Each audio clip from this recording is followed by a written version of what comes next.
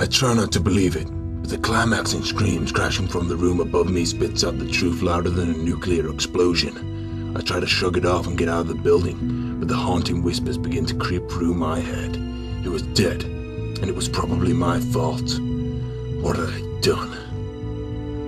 One final bellowing scream destroys the inner chasms of my eardrum as I fall to the floor harder than a man taking a solid shot to the scrotum. I look around to witness the bloodbath I've caused, yet all I can do is think about how it all came to this. I can't explain it and I don't want to, yet inside my conscience is telling me it's going to give me a wake-up call I'll never forget. I close my eyes and peer into the subconscious psychopath I have become. I take one last breath and prepare to go back to where it all began. 5 years ago. 5 years ago. Seems like just yesterday. I was an FBI special detective, and a good one at that. Heck, I could find out if a dead man was a murderer if I had to. Anyway, I had a partner. His name was Axel Johnson, a real good detective and an even better friend.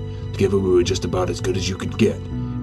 At this particular time we'd just cracked a hot case. A big-time mob boss named Big Vinny to suit. He'd been smuggling a new type of drug in from Colombia for months.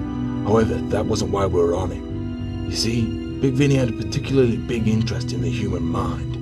So much, in fact, that he'd take any chance he could get to grab himself a hostage, just so he could talk to a negotiator.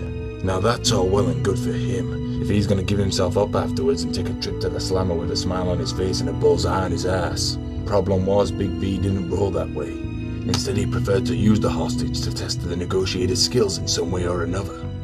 Usually, the negotiator had done something to Big V, and this was kind of a punishment. It wasn't really a punishment, though, as the hostage almost always died, and I won't even begin to go into the fucked up shit he does to the negotiator after that. So as usual, not knowing what to do, the NYPD called in the FBI quicker than a bullet out of a gun, and in turn, the FBI called the Highwayman, as me and my partner Axel were nicknamed. We spent 2 more years tracking down Big V and sent his fat ass straight to jail. FedEx special delivery. We never saw his face though. That wasn't part of the deal. What happened next unleashed not only a psychopath, it unleashed a madman, a crazed fool, and most importantly, a heartbroken sadistic husband who just got a taste for blood.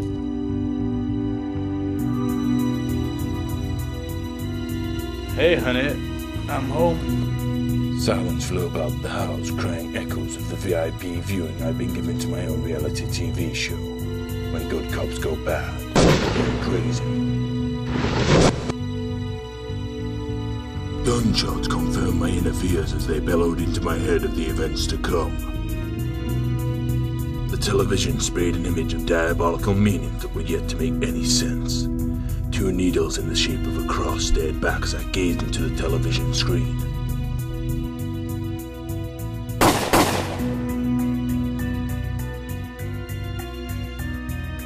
I breezed the stairs in an attempt to salvage the life that I had come to love, but a bullet to my chest followed by the screams of a lover and child do a good job in slowing me down.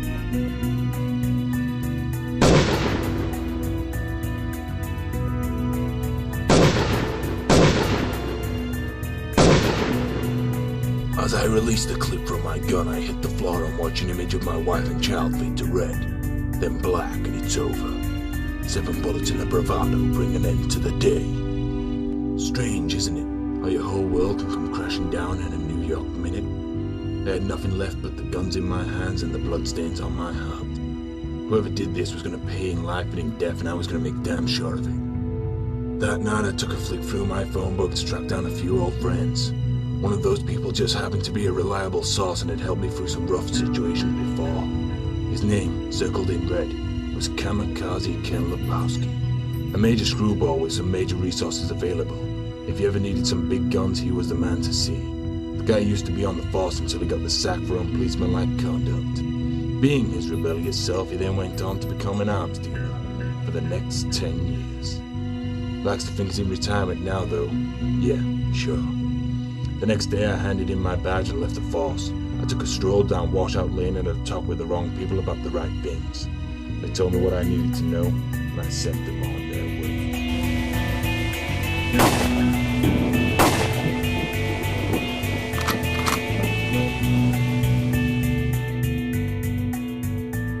Apparently anyone could get a job in Big V's chain of gangs if they really wanted to, not forgetting the fact that he was on death row enjoying his last meal. I heard he had steak. Nice. For the next year, I worked my way up the ladder of losers, scumbags, and filthy murderers.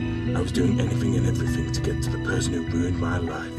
I murdered, stole, dealt, and occasionally slept, and that's about it.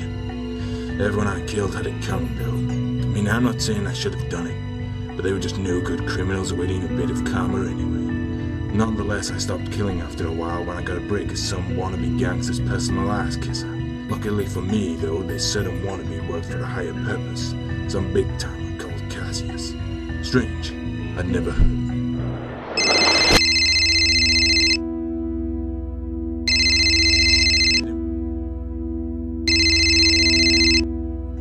The only upside to the favor was the fact that I could choose one of the other guys for the job, and I knew just the crazy son of a bitch for it.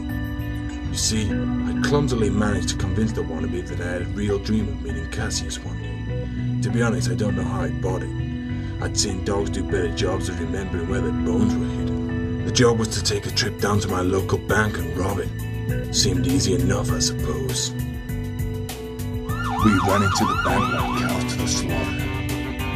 The job involved some rare Napoleon diamonds, 7 other guys and more guns than the Russian mafia and a red letter team. The safe door collides with the wall opposite and locks thereafter. As all we're left with is a room filled with hostages and a worldwide security crisis. What the fuck are we gonna do, Chase? I know what you mean.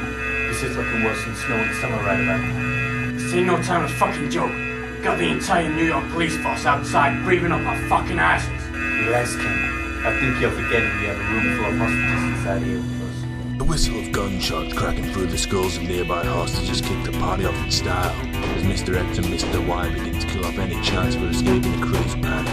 Quickly thinking on my feet, I grab a nearby gun along with my good buddy Kenny and make for the exit, following the remaining hostages and hope that the bullet ricocheting off their bodies won't take a detour straight into our heads.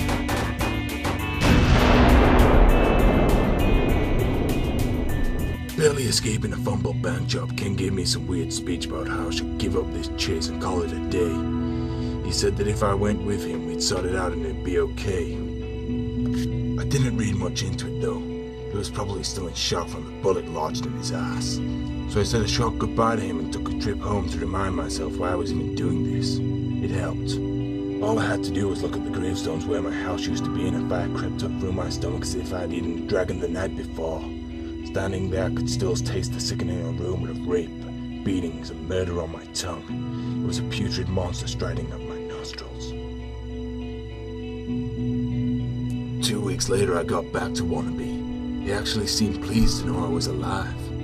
Guess he just didn't want to do his own dirty work from now on. Oh, and it could also have been the fact that I was holding a bag filled with Napoleon diamonds which I had managed to grab from the safe before the shooting began. He was true to his word and the meeting with Cassius was arranged, and all I could think about was how I was going to kill this bastard in the most sadistic way possible. He had to be the guy who set up the attack on my home. I was going to need tools for the job, and where better to find them than a little visit to my good buddy Kenny. Here's the freaking deal. You're gonna need tools, and I'm gonna give them to you. But for a price. Don't stop. I love it when you talk dirty. Leave it out, Chase. This ain't no glorified gangbang, you know. It's time to grow up and leave the kiddies table. Jeez, lighten up. I was just having a little fun. So what you want?